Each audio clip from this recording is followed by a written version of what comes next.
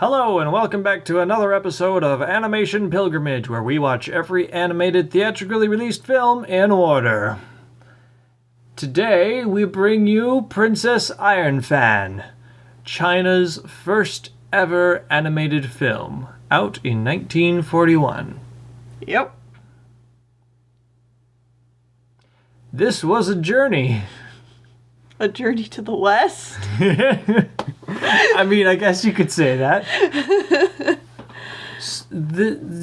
Yes. So, a little bit of explanation. This is... Set the stage? Set the stage. Alright. Okay, wait. I don't actually know that much. I'll let you do this. Yeah, so this is loosely adapted from the Chinese book Journey to the West. Okay. And my facts on this one are going to be very shaky. I know very little about this film other than we watched it and I did some quick research. So forgive me if I get any of my details wrong. Feel free to let us know in the comments. Yeah, if you know more about this, just, let us know. This is made by a family of animators. Oh, really? The Wan family, W-A-N, Wan family. They were the first animators in China, and I can tell. and they made some shorts in 1926, and kind of did their own thing with animation in China. And then when Snow White came to their country,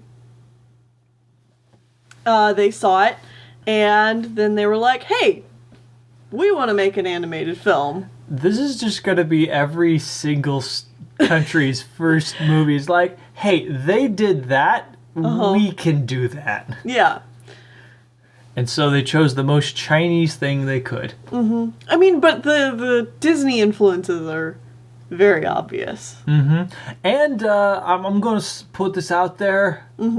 Just the surrealist period as a whole is very obvious to see. Very strong. Yeah. So, like Fleischer Bros and Felix the Cat. Was Felix the Cat Fleischer Bros or not? No, that's different studio. No, but that feel is very prevalent. And as you can probably tell from the video we have up here, it's all black and white because I'm just putting this out there. I'm assuming that they didn't have Technicolor. They didn't have access to color or a lot of high quality camera stuff. Because a lot of this looks very rotoscoped, and I'm assuming they had a pretty old-fashioned old-fashioned camera. This film was all mostly rotoscope, and I don't know if you noticed this while we were watching this. I found this kind of hard to watch. I had to look away a lot because the camera moves around too much and it's just kind of unsettling to look at. Did they have a very handheld photographing type setup? I don't know. I would guess just based on how much the camera shakes around, I'm guessing that's a problem with the footage that they got.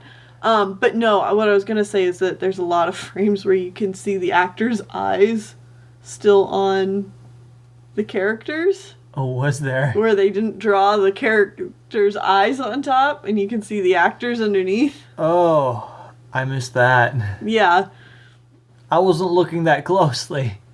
I mean, it would obviously only be there for a frame or something, and the camera was shaking a lot, so it's kind of hard to tell, But yeah, there's definitely times where it's the character's eyes aren't on there. Okay. I believe you. Journey to the West. Princess Iron Fan. I don't know what to say about this one. To put this out there, I know very little about the actual Journey to the West story. I know that it has been a great influence, and many Asian culture things, they draw from this a lot. I mean, I was on a plane going to China to adopt a couple of my Chinese siblings, and on one of the trips they had some Chinese cartoons playing, And I didn't realize it at the time, but I realize now that it was some adaptation thereof of the Journey to the West, or the Monkey King in general, because this guy shows up a lot. You might not know this, or you might actually know this, but Dragon Ball, and specifically Goku, is based off of the Monkey This King. character. This character here, this guy that exists here. And honestly, I think this whole episode, vaguely with the fiery mountain that has to be put out, that's an episode of Dragon Ball. Oh, yeah? Yeah, and the evil bull king is a character, and eventually Goku marries his daughter. Oh. Yeah. Anyways, I mean, okay. that's about I'm the just extent gonna- of my knowledge. I'm just gonna throw this out here too, because like I've played Okami, so of course watching this, I'm like, oh, okay, so this is like the Crimson Helm in Okami, Possibly. because he's a fiery bull, and like Okami, like I don't know too much about like The all story the of the fairy journey of- tales in Okami, but I know like all of them are based on fairy tales, so I'm like, okay, so this is probably like mixing the situation and the character. You know, it's the fiery mountain they have to get through and the bull, so like they mix the two elements together. And something about wind. Yeah, and you use wind to defeat him. Yeah, it's And he very has swords. It's very, very possible that all of this is based off of the same thing. We just don't actually know enough. But it's fascinating. Yeah, I mean, Utterly fascinating to see all this. And I can guarantee you with 100% certainty that we are going to see adaptations of The Journey to the West, or parts of it, many times a over. lot. Give us a few decades and we will probably be very familiar with this We'll be able to story. recite all of Journey to the West to you without ever reading the original source material. Because I know it's incredibly popular. I mean, I didn't know what to expect from a name like Princess Iron Fan. I wasn't expecting this. But, like, No. 5 minutes into the movie, and we're like, oh, okay, it's the Monkey King. The Monkey Okay, King. I and kind of got an alright. idea of what to expect now. Okay, I know what's going on. Those Japanese, or not Japanese, those Chinese cartoons with the Monkey King has prepared me for all of this surrealist shit, because the extending staff and the ability to just change size, shape, form whenever you want is just a thing that exists. Yeah, there's like no rules. There are zero rules. It's like, oh, you want to change it to someone else? Go ahead, do that. You And want I to mean- shrink down? Go ahead, do that. You want to eat a bead, which is actually a fan? Go ahead. That's rules that we don't have, so do it. It's surrealist, so it can do whatever it wants. Man. Surrealist works too well with this story. Right, exactly. Like, The hand in glove type of thing. I mean, Just it's perfect. a fairy tale, so just, you know, surrealism and fairy tales can just kiss. They're, The kiss. Yes. So, the plot, I guess, a rundown of this. Go ahead, I don't know how to describe this. I think I got it. Okay. I think I understood what's going on. So, I'm just going to put this out here that I don't remember the names of any of these characters. Nope. There's the Bull King. That's about all I Princess got. Iron Fan. And Princess Iron Fan, which is his wife. Yes. Yeah. Anyways, so Betty Boop. Betty Boop, yeah. Holy crap, Betty Boop lookalike. Because that's the sexy cartoon character we gotta imitate. Anyways, so this sage guy has 3 different Apprentices? apprentices or followers. One is the monkey guy, who's the Monkey King, even though he's not a king. Next is there's a pig guy. So I'm just going to refer to them as monkey, pig, and Stutterman. Yeah. The third guy has some sort of speech impediment. Mm-hmm. He stutters all the time. That's his thing. So they're journeying west, and then they have to stop because there's Fire Mountain or something, and the village is on fire? No, I think it's just because that one region is on fire, everything near it is too hot for anything to grow. That's the plot. So they have to stop and help. Well, they don't have to stop and help, but they just need to get past it. But they may as well help while they're there. It's kind of like the gist of it. So Princess Ironfan lives nearby and happens to have a super powerful magical fan that, with just a couple of waves of it, will blow away the fire and put it out, and everything will be great. So the three apprentices have to go and get it back. Spoilers, it doesn't work very well. They all try different things by shape-shifting and transforming and turning into her husband, who is the Bull King. And God, wow, it's weird. So yeah, they do that a lot. Our heroes are assholes. Yeah. I just want to say. That's the one, like...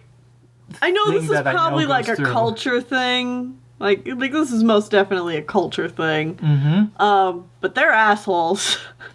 Yeah. So, like, apparently, sometime in the past, which obviously would have happened earlier in the book, but they don't explain it in the movie because, like, they're going to assume that the audience is familiar with the work. Mm-hmm. Monkey and Pig and Stutterman were all took a part of killing. I think it was only Monkey. Okay, that either killed or ashamed, maimed something Ironfan and the Bull King's son. Yeah. So they don't like that group very much, and they don't want to help. So they have to do all this runaround bullshit just to get the stupid fan. Right, that's why Princess Ironfan isn't, like, cooperating and just letting them borrow the fan. Because they are just asking to borrow it. Yeah, they just want to borrow it and give it back. But she's like, no, you killed my son, which... #relatable. So they're like, oh, okay, conflict. So Monkey turns into a bug and gets swallowed by the Princess Ironfan because she drinks him in a tea. And then he just beats the shit out of her insides. Like, to the point where she's like, they show her on the outside and she's like crying and keeling over because she feels like she wants to die. Because, you know, he's like repeatedly punching her heart and shit like that. I was like, what the hell? What the fuck, man? God damn it. So then she's like, oh, I'll give you the fan. Spoilers, fake fan. Spoilers, it's a fake fan. So Pig tries next, and Pig tries by going and asking the husband who is off gallivanting, fucking off with some other chick in a cave, Betty Boop, who might be a fox. I think she's a fox. It's not entirely clear, and I feel it might be something that comes out more in the book, but whatever. I mean, like, I could keep drawing parallels to who I think they are in Okami, but I'll spare you. Okay. Yeah. And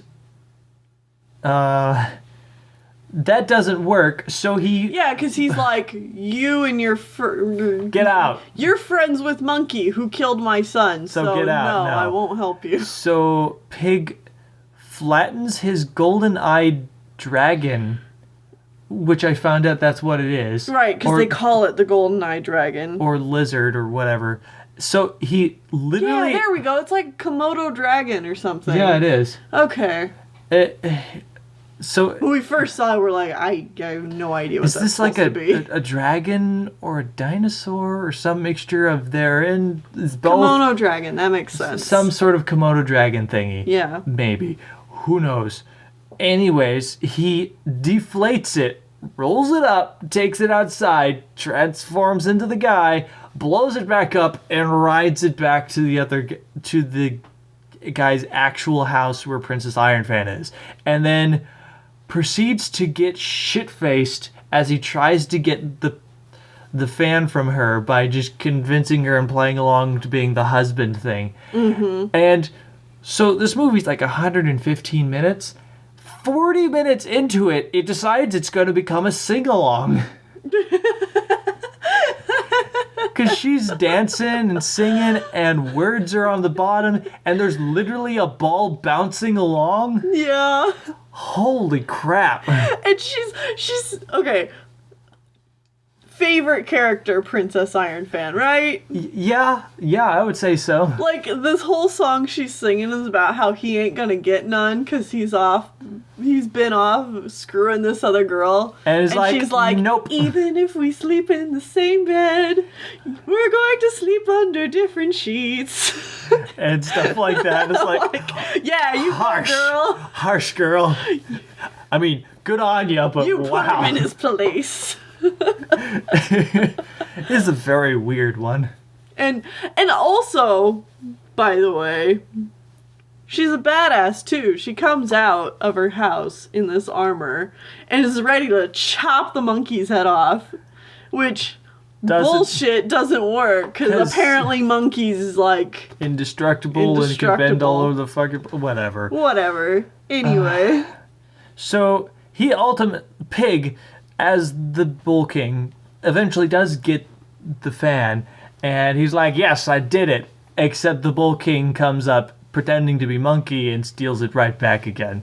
Mm-hmm. So ultimately, the sage is like, you guys are all really bad at this, but we can all do it together. If we work together. If everyone works together, we can totally do this. So everyone, including the villagers, just chase after the Bull King and try to chase him down and kill him. And it's the Bull King finally shows his real form. A giant bull. He's a bull. Oh my god. So they trap him in a tree and they're like, we'll kill you unless you give it to us. And they're like, okay, here you go. My wife has it, and she gives it over. And then they blow away the fire and they journey on to the west. And they have the Snow White castle in the background. Yeah.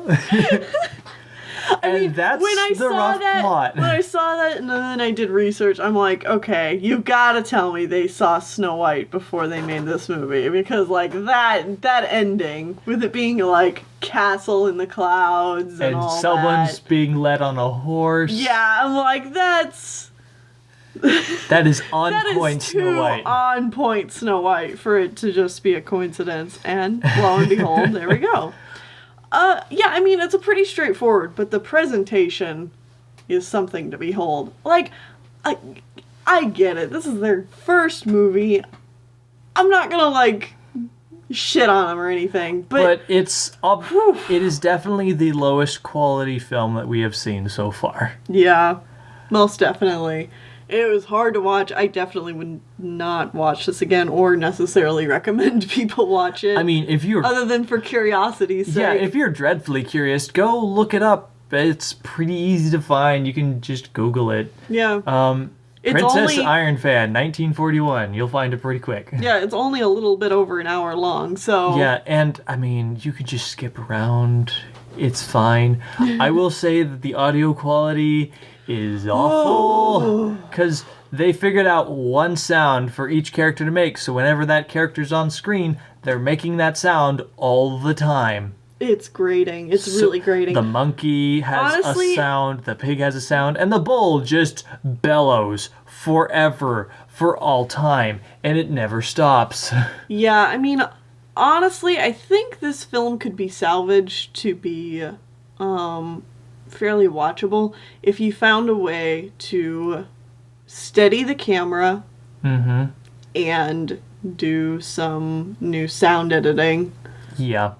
Like, if you could fix those two things, this would by no means fix this film or make it great or anything, but it would make it watchable. Salvage it so it didn't feel so old and so dated. Yeah, that's a big issue with this movie, is that the upkeep on it is obviously next to nothing. as compared to if you look at all the Disney films, where they care very deeply about making sure these films are still in top quality Yeah. to be released. This movie, I'm pretty sure, is just completely in the open domain at this point. Oh, yeah. No one cares about trying to keep it up. It's definitely fallen by the wayside, and you can tell. Yeah.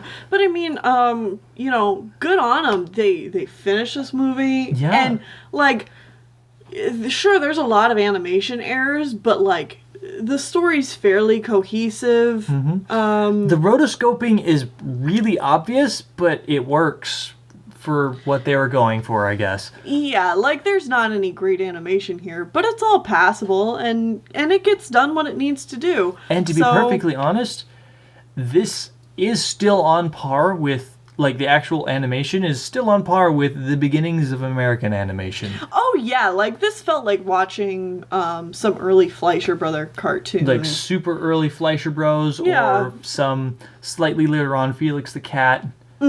It felt right in that wheelhouse, just made by Chinese people. Which, I mean, is probably right about the amount of experience they had working in animation. Because, So, I mean, that's probably a lot of what they had to work off of. Just, like, some vague bits of animation that have come from America, most likely. yeah, and trying to make a film at that experience level must have been really, really difficult. And Oh, this yeah. is right in the middle of wartime, too. Yeah. So, like, Was China involved in this? yes. Were they? Yeah. Okay. I could not remember. Yeah. And as far as I can tell, this received, pretty decent success in Asia. Obviously, it didn't really make its way over to the West. Probably mostly China, I would guess. Yeah. It did get imported to Japan Oh, okay. and inspired the animator who worked on Momotaro's Divine Sea Warriors. Oh God, I'm looking forward to that. Yes. So, if you're not aware, Momotaro's Divine Sea Warriors is the first full-length animated Japanese film. It was made on the losing end of World War II. It is a war propaganda film, and we will be watching it in, I don't know, probably just give us a couple months. Yeah, at the 'cause it's pace at we're 90 moving at. Yeah, because it was made in 95, or not 95, 45. 45. So yeah, just in a few Few years. in a few years, and there's not a lot of movies between now and then. So we'll get to it in, I don't know, just a few months, like I said. Yeah. So I'm really excited about seeing that one because I've heard about that one and just have not seen it. Yeah. But I am excited to see that one. Yeah. So that was Princess Iron Fan, I guess. There's not a whole lot we have to say about this one. Yeah, if you're interested, check it out. If just the clips up here give you kind of slight nausea like they kind of gave me, I mean, this probably might be pass. enough for you, Yeah. to be perfectly honest. Yeah.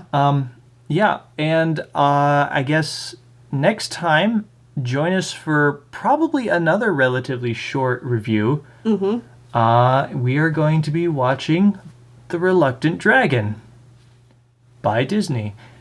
You might not have heard of this one, Yeah. but it's on our list, so. So, meet us back here real soon for that one. Yep.